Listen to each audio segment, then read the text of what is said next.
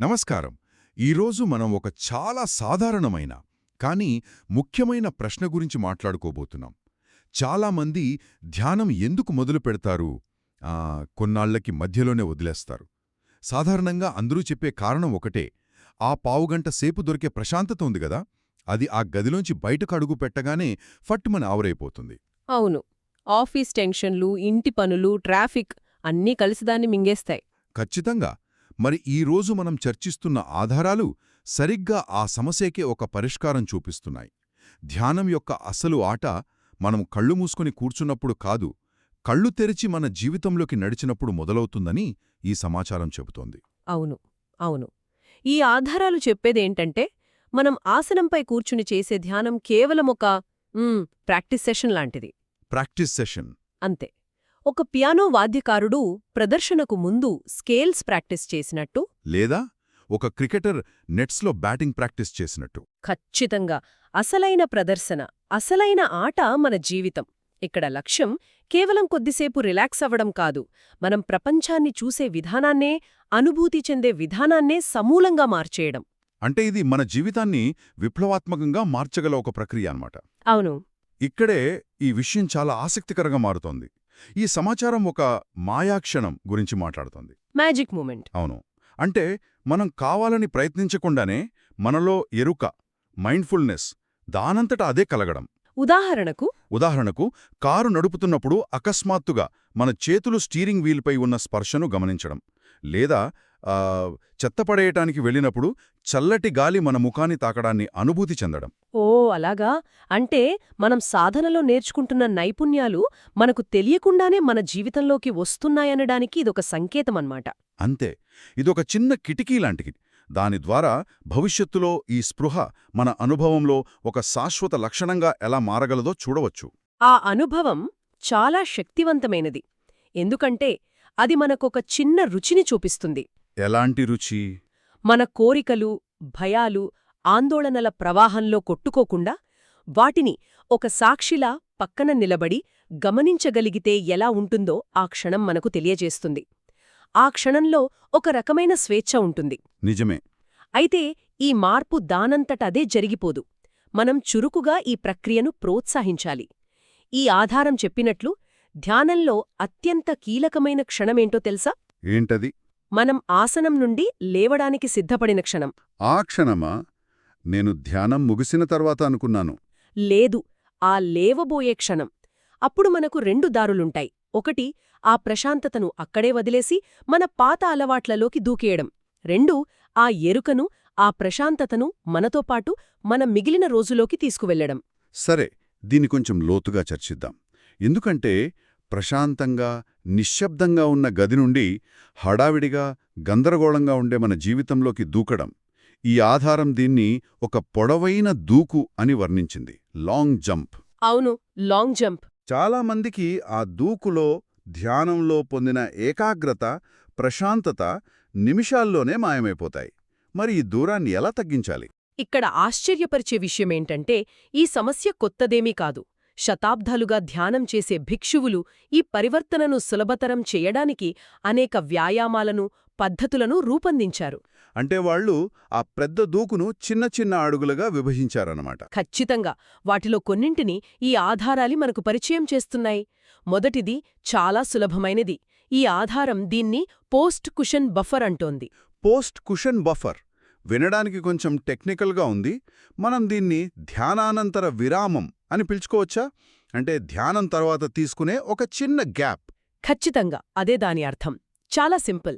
ధ్యానం కోసం పెట్టిన టైమర్ మోగగానే టక్కున లేచి పనుల్లో పడిపోకుండా ఆగాలి. అవును, ఒక్క 60 సెకండ్స్ ఆగడం. కళ్ళు తెరిచి కదలాలనే ఆలోచన మనసులో ఎలా పుడుతోందో గమనించడం. ఓ, కూర్చోవడం నుండి లేవడాన్ని కూడా ఒక సాధనగా మార్చడం. ఇది చాలా ఆచరణాత్మకంగా ఉంది. ఇది ఆ పొడవైన దూకును ఒక చిన్న అడుగుగా మారుస్తుంది. సరే, ఆ మొదటి అడుగు వేశాం. ఆ తర్వాత రోజంతా మనకు అలాంటి ప్రశాంతమైన క్షణాలు ఉండవు కదా. ఉదాహరణకు ఇంటి పనులు చేస్తున్నప్పుడు మనసు పరుగులు పెడుతుంటుంది. మరి అలాంటి పనులను ఎలా మన అభ్యాసంలో భాగం చేసుకోవాలి? దీనికి సమాధానమే రెండవ పద్ధతి, అనధికారిక ఎరుక, ఇన్ఫార్మల్ మైండ్ఫుల్నెస్. ఇన్ఫార్మల్ మైండ్ఫుల్నెస్ అంటే రోజూ చేసే ఏదైనా ఒక సాధారణ పనిని ఎంచుకుని దానిని ఒక అధికారిక ధ్యాన సెషన్లా భావించడం. ఉదాహరణకు గిన్నెలు కడగడం. గిన్నెలు కడగడమా? నిజం చెప్పాలంటే గిన్నెలు కడుగుతున్నప్పుడు నీళ్ల చప్పుడు మీద, సబ్బు వాసన మీద ధ్యాస పెట్టడం ఆచరణలో సాధ్యమేనా? నాకైతే ఆఫీస్ టెన్షన్లో, రేపు చేయాల్సిన పనులో గుర్తుకొస్తాయి. ఇది చాలా సహజమైన సందేహం. ఇక్కడే అసలైన సాధన ఉంది. మనసు ఎక్కడికో వెళ్ళిపోయిందని గమనించినప్పుడు మనల్ని మనం తిట్టుకోకుండా, ఓ మనసు మళ్ళీ ఆలోచనల్లో పడింది అని సున్నితంగా గమనించాలి. గమనించి మళ్లీ మన దృష్టిని వెనక్కి తీసుకురావాలి. అంతే, మళ్ళీ మన దృష్టిని గిన్నెలు కడిగే శారీరక అనుభూతిపైకి తీసుకురావాలి. నీటి ఉష్ణోగ్రత, ప్లేట్ యొక్క నునుపైన ఉపరితలం, సబ్బు నురుగు, ఇలా ప్రతిసారి మనసు దారి తప్పినప్పుడు దాన్ని వెనక్కి తీసుకురావడం ఒక వ్యాయామం లాంటిది. నడవడం మరో అద్భుతమైన ఉదాహరణ. అవును. సాధారణంగా మనం ఎక్కడికి వెళ్తున్నాం అనే గమ్యం గురించే ఆలోచిస్తాం. దానికి బదులుగా నడిచే ప్రక్రియపై దృష్టి పెట్టడం. పాదాలు నేలను తాకడాన్ని, మడమల నుండి వేళ్ల వరకు బరువు ఎలా మారుతుందో గమనించడం. నేను మొదటిసారి ఇది ప్రయత్నించినప్పుడు నా కాళ్ల కదలికపై ఎంత ధ్యాస పెట్టానంటే ఎదురుగా వస్తున్న వ్యక్తిని దాదాపు గుద్దేంత పనిచేశాను. ఆ అనుభవం చాలామందికి ఎదురయ్యే ఉంటుంది. అవును, కాని పోగపోగా అది అలవాటవుతుంది. సరే, గిన్నెలు కడగడం, నడవడం ఇవి ప్రశాంతంగా ఒంటరిగా చేసుకునే పనులు. కాని అసలైన పరీక్ష అప్పుడు కాదుగదా. తీవ్రమైన ఒత్తిడిలో ఉన్నప్పుడు, ఎవరైనా మనల్ని విమర్శించినప్పుడు, లేదా ఒక వాదన జరుగుతున్నప్పుడు. అప్పుడు కష్టం. అవును, అప్పుడు ఈ ఎరుక ఎక్కడికి పోతుందో కూడా తెలియదు. ఈ ఆధారాలు వాటిని అహంకారపూరిత కార్యకలాపాలు అని పిలుస్తున్నాయి. అవును, ఈగోయిక్ యాక్టివిటీస్. అసలైన సవాలు అక్కడే ఉంటుంది. వాటిని ఎలా ఎదుర్కోవాలి? అలాంటి క్లిష్ట సమయాల కోసమే ఒక అత్యంత శక్తివంతమైన చిన్న టెక్నిక్ ఉంది. అదే ఎస్టీఓపీ. ఎస్టీఓపీ, స్టాప్. అవును, ఇది ఒక సంక్షిప్త రూపం. అంటే ప్రతి అక్షరానికి ఒక అర్థముంది. వినడానికి చాలా సింపుల్గా ఉంది. కానీ ఇది తీవ్రమైన కోపంలో ఉన్నప్పుడు గుర్తుంటుందా? ఇది నిజంగా పనిచేస్తుందా లేక పుస్తకాలకే పరిమితమా? ఇది చాలా విలువైన ప్రశ్న. మొదట్లో కష్టంగానే ఉంటుంది, కానీ సాధన చేస్తూ ఉంటే ఇది మనకొక ఆయుధంలా మారుతుంది. ఒక ఉదాహరణతో చెప్తారా? తప్పకుండా. ఉదాహరణకు, ఆఫీస్లో మీటింగ్ జరుగుతోంది. మీ మేనేజర్ అందరి ముందు మీ పనిని విమర్శించారనుకుందాం. మన తక్షణ స్పందన ఏమిటి? కోపం, అవమానం, ఆత్మరక్షణ. వెంటనే ఏదో ఒకటి అనేయాలనిపిస్తుంది. కరెక్ట్. కాని ఆ క్షణంలో మనం ఎస్టీఓపీ పాటిస్తే పరిస్థితి ఎలా మారుతుందో చూద్దాం. ఎస్ అంటే స్టాప్. అంటే ఆపండి. మీరు శారీరకంగా, మానసికంగా ఏం చేస్తున్నా ఆ క్షణం ఆపండి. వెంటనే సమాధానమివ్వకండి. ఒక్క క్షణం విరామం. ఓకే. టీ అంటే టేక్ అ బ్రెత్. ఒక లోతైన శ్వాస తీసుకోండి. ఇది కేవలం శ్వాస కాదు, మన నాడీ వ్యవస్థను శాంతపరిచే ఒక ప్రక్రియ.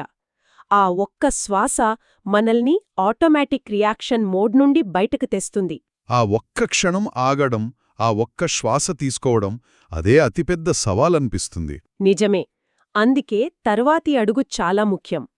ఓ అంటే అబ్జర్వ్, గమనించండి. దేన్ని గమనించాలి? మీ అంతర్గత స్థితిని గమనించండి. మీ శరీరంలో ఏం జరుగుతోంది? ఛాతీలో బిగుతుగా ఉందా? కడుపులో కంగారుగా ఉందా? మీ భావోద్వేగం ఏమిటి? కోపమా? భయమా? దాన్ని మార్చడానికి ప్రయత్నించకండి. కేవలం ఒక సాక్షిలా దాన్ని గమనించండి. ఓహ్, నాలో ఇప్పుడు తీవ్రమైన కోపముంది అని గుర్తించడం మాత్రమే. అంతే.